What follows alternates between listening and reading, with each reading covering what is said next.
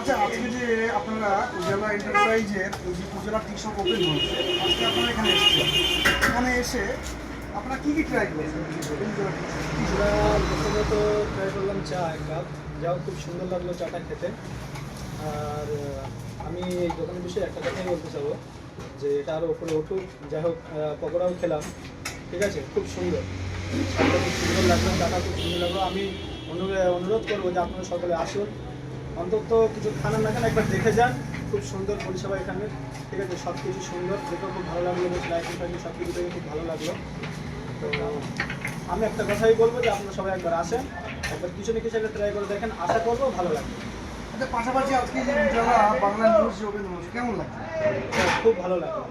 আমিও এটাই চাই যে এরকম নিউজ ঘরে ঘরে হোক, ঠিক আছে, সবাই চায় দুনিয়ার সত্যটা সবাই জানুক, ঠিক আছে, কোথায় কী চলছে না চলছে সব কিছুই জানা দরকার। তো আমার মনে হয় যে যে চিন্তাভাবনা করে এই উজালা নিউজটা ওপেন করা হলো, যাক আমি আশা করব খুবই পরিষেবা আমরা এই চ্যানেল থেকে পাবো, ঠিক আছে। আর কি এর থেকে বেশি কিছু আর নেই। আপনার পরিচয়? আমার পরিচয়, আমি থাকি আমডাঙ্গা থানায় বিরামূল্যটা, উত্তর 24 পরগনা।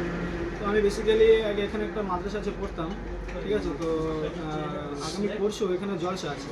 আর হ্যাঁ, জলসার আহ্বান করবো, আপনারা যারা জলসা আসতে ইচ্ছুক আপনারা সকলে আসবেন।